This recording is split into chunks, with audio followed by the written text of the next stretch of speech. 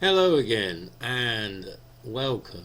This is Truth Without Fear, and I'm Martin, and these are my video feeds. I mean, I wouldn't call it a podcast because it doesn't actually come from anything to do with Apple, but same sort of difference. Just a video of me yapping, telling you my opinion and my view of the world, and trying to get info out as much as I can.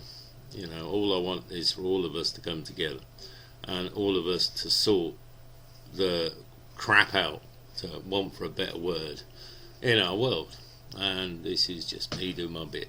Anyway, this particular post is about memory.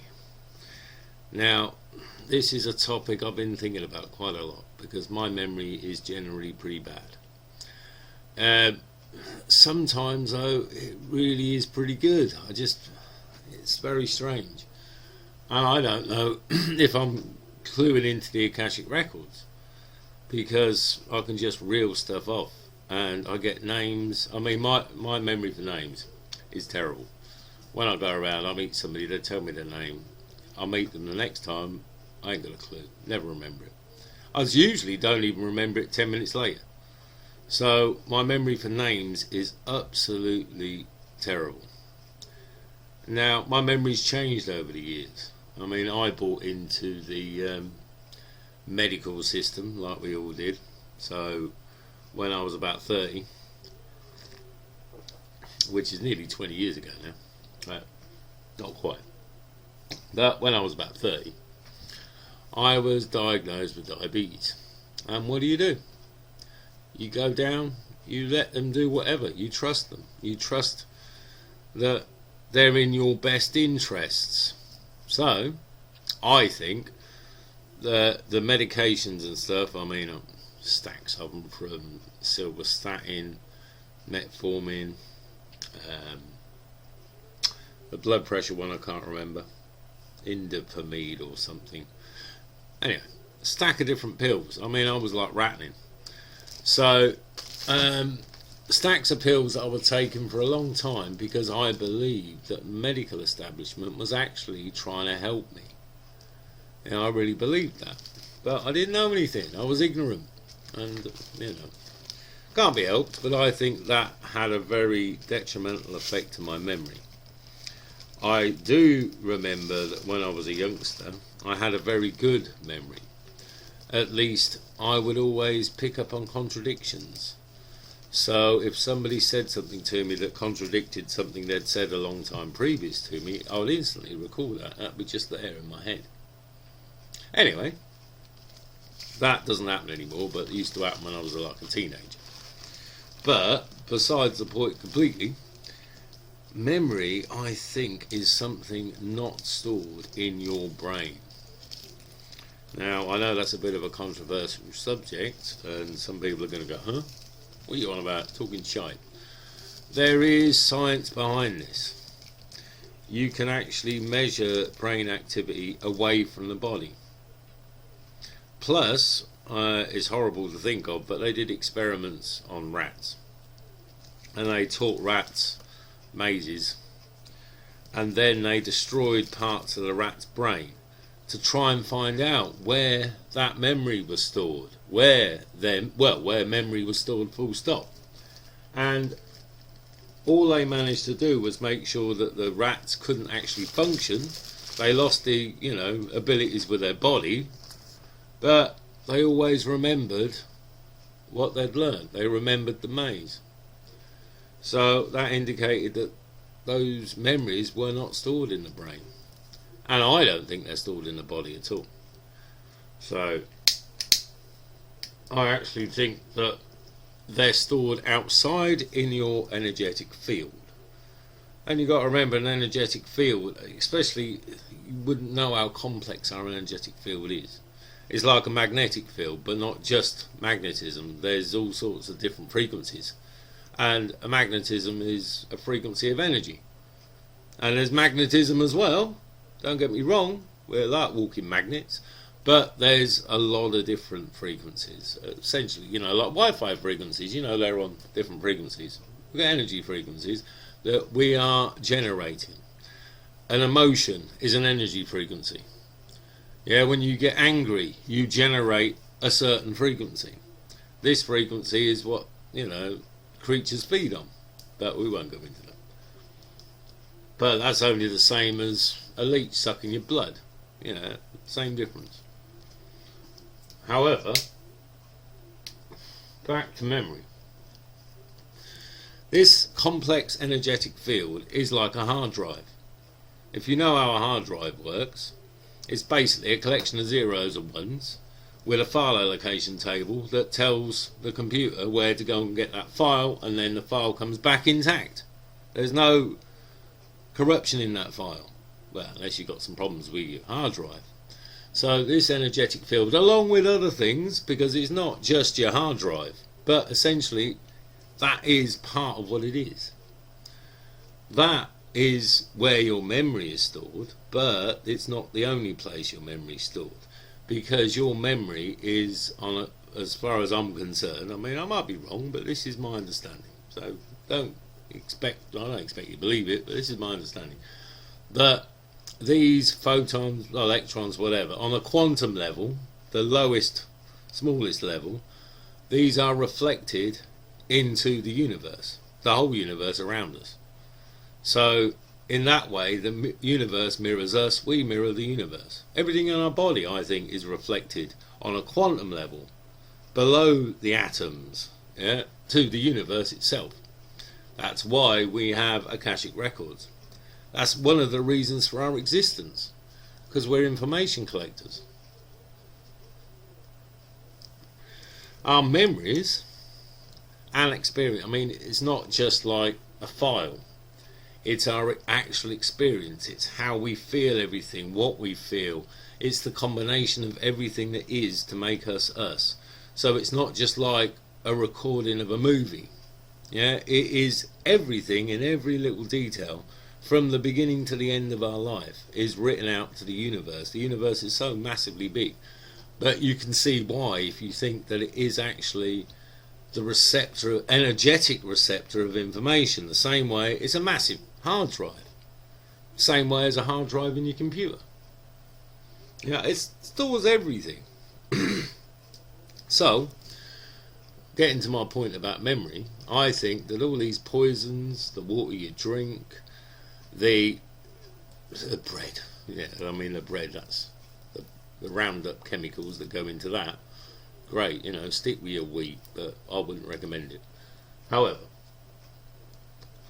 all the chemtrails, poisons, everything else that we ingest over the course of our lives, this is building up. The metals are building up. All the toxins do build up in your body, and that's the reason why our memory depreciates, our capacity for memory depreciates across the years. And it's not that we don't actually have that memory still, because that memory cannot be wiped. It is actually the whole bloody universe. So you can't wipe that memory, ever. It's there, perpetually, forever. Always will be. Always has been. I know that's a bit nuts, but outside of the 3D universe that you experience, there is no time. Time's part of your experience. So the storage of everything that you are is perpetually written, if you take the idea of a hard drive, to the universe. But it's a quantum level reflection type of thing. I don't explain that. I can't explain exactly because it's quantum physics, and I'm not an expert on quantum physics. So, but if you look at quantum entanglement, then it doesn't matter what distance is between the two particles that are entangled. They will reflect each other instantaneously. There could be light years in between them. Yet they're entangled on a level beyond 3D. There's no space. There's no time, there's no space. So this is the mechanism, and I'm not saying it's hocus pocus magic, whatever. It's a mechanism with things we don't understand. But it doesn't mean it doesn't happen just because we don't understand it. You look, take somebody 30 years ago, show them Wi-Fi. They're going to say you're nuts. I even thought that when Wi-Fi came out. Because you're dealing with energies you've not known. You're dealing with things you think, how on earth can all that data just fly through the air? How's that happen? Yeah? But you can look at anything like that. Look at all the technology. We only get to know a tiny little bit. We get to know, well, yeah, radio waves. Yeah, we tune into a radio. We don't see those radio waves. We use them all the bloody time. We don't see them. We don't understand them. Well, some of us do, but generally the average person doesn't understand them. But we use them all day. Anyway, we only know a tiniest fraction. Because we only know what we're allowed to know. You look at what Tesla came out with. He knew a lot of stuff. You should study what you can find out about him. Yeah, and oddly enough, on the subject of Tesla, you should look up the connection. I think it was Trump's granddad uncle or something. Anyway, he apparently was in charge of Tesla's research. So Trump might have access to technology that we don't know about. Just a subject worth looking into. Yeah. I know I'll keep smoking. Like I said, I haven't done a smoking post yet. Anyway, back on memory. I don't want to take it out. If our memory is stored outside of our bodies, then it's our bodies themselves that stop us accessing the memory. And it's what's in our bodies, and it's what's affecting our energetic patterns. So if we could sort that out, we would have perfect memory. And you do see with autistic people, some of them have a photographic memory. And there's a lot of people have photographic memories. And I think that's how we should all be. Our natural state of being, we would have a photographic memory. I mean, I've had chats to people that have, in my opinion, got that, even though I haven't actually discussed it with them to find out if they have. But another example, David Icke. I think he had some sort of upgrade or something. If you listen to his description, he was out in Peru or somewhere, and he went out in the field and he had dealings with things, and his arms were up in the air for like 20 minutes or something. I don't know. There's a story he tells, which is, I think, him getting a bit of an upgrade, or at least maybe a removal of toxins or something. Something to make sure he could get a proper memory. The memory that we should have. You know, I don't know what you can do technologically to do that. And I shouldn't smoke when I'm doing these videos. But anyway, totally beside the point. Yeah. So he had an upgrade sort of thing, which is only putting back what should be there. And I think that's how he can reel off 10 hours of the same information over and over again, and he puts it pretty much verbatim.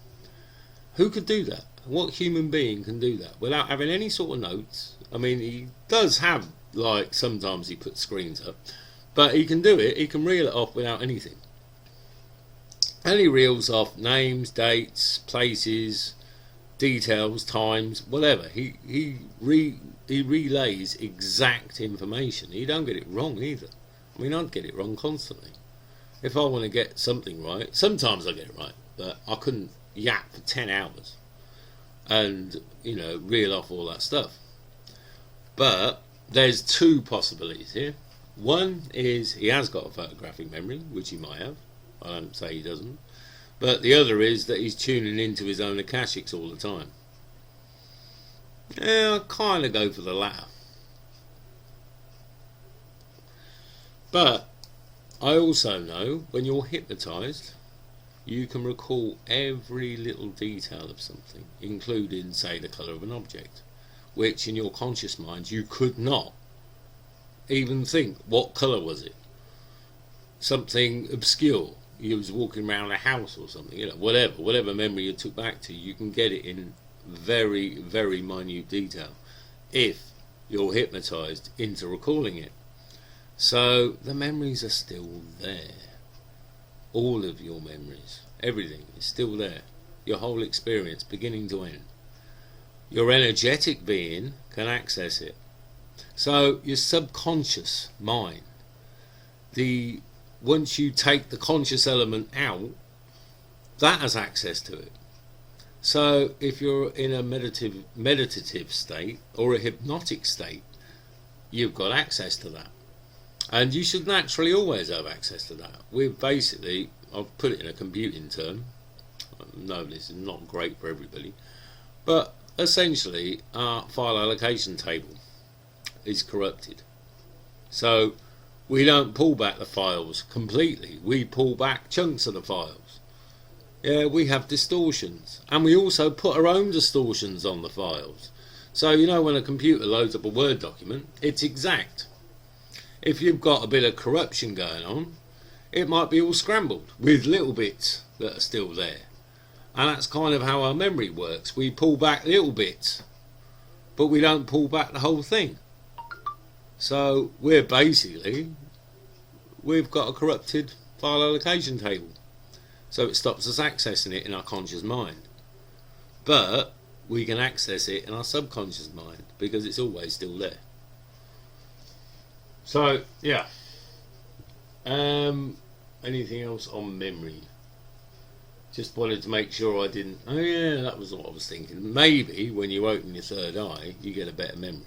But people will have to actually sort of talk to me about that, because I don't know. But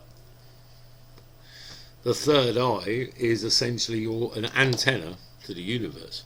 Or it's the eye that can see everything the eyes can't see, or has the potential of seeing. We still have not got the facilities to comprehend what would be coming in through there if we decalcified our pineal gland. But I do think that we would get so much more info the more we unblind ourselves, and I think even just collecting info is helping with that. So yeah, as far as memory goes, I don't know people that have opened up their pineals, that have they suddenly got a great memory?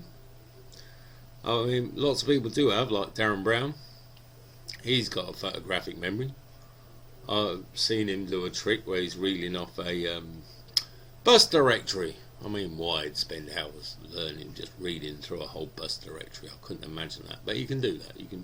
You can memorise something, and he's done it for his stage shows because I went to see him. But yeah, there's also the people that can look at a landscape and they can sit there and study it for a few minutes, walk away, and draw it in every detail. That's what we all should be able to do. And you find autistic people have got abilities like that. So why is it you get brain damage and suddenly your memory improves? Work that one out. But that's the truth. That's because it's a latent human ability that the powers that be, well, won't say who it is, but we were put in a situation where all of these powers are locked up to us. It might be that when we're a baby we've still got access and we just haven't got the brain power to be able to deal with it. I don't know. It might be genetically engineered. It could be all sorts of things. We know we are genetically engineered to be what we are. So whatever it is, I know it does get worse over time. So the toxins, the metals, the chemicals, all the shite that we put into our bodies makes it worse throughout the years because of the cumulative effect of all these things. So if you're going to get a better memory, then you need to cleanse your body. You drink distilled water. Try and not eat the crap they dish out, the processed foods, the McDonald's, the takeaways, the crap. Cook your own vegetables. I mean, I am not vegan or vegetarian, and I don't intend to be. But I also think that I would like to be, if I could still enjoy my food. And I don't particularly want to eat animals. I do feel bad for them. I couldn't kill an animal, so if it was left to me, if it was like, well, you can only eat what you kill yourself, then I would be a vegetarian. I wouldn't be a vegan. I'd still have eggs. I'd quite happily cope with collecting eggs. But other than that, I wouldn't eat because I don't want to kill anything. So I think a lot of us are like that. But I come from a German upbringing, basically, so you don't get many vegetarian Germans, I don't think. They eat an enormous amounts of different ranges of meat products, usually sausages. But I like all of them. That's the problem. Anyway, that's digressing from memory. Yeah, it's all about your body, and it's not really about your brain. Your brain really is the control center of your being. It's nothing to do with your memory. Your heart may be very heavily connected to your memory, because that's the energy center of your being as well. That's where all the energy is pulsed from. Yeah, it's not just a pump. It don't just pump blood around.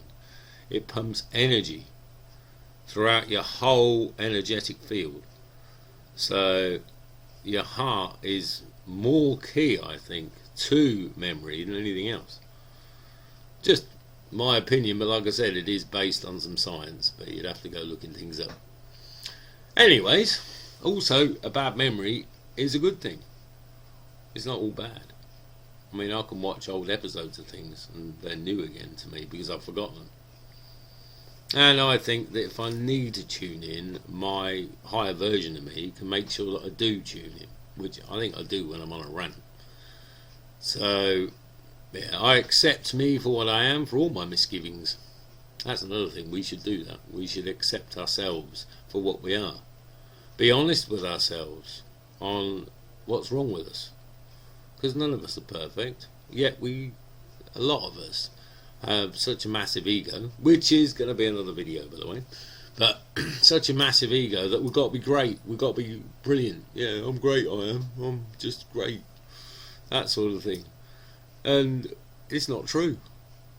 I mean, it is on the energetic side of things, because we are everything it is and everything else. In that way, you could look at yourself, yeah, I'm great because I'm everything it is.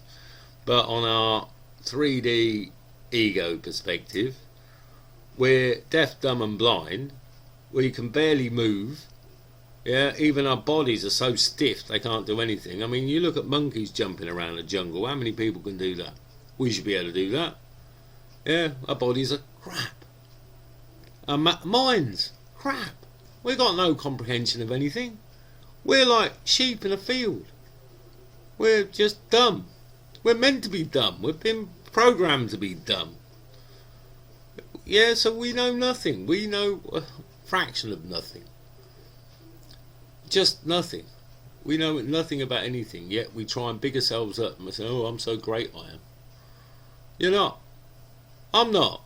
We have to accept our misgivings. But, I'm trying to make the best out of it. And that's what we should all do. But be honest with ourselves. So, that's a completely different post, but I just go off on a tangent. But never mind, that's just me. So anyway, this is my post about memory and how we should look at it a different way, because I don't think it's inside us at all. So yeah, take that on board, and you never know where it takes you. So I will talk to you again soon. So enjoy.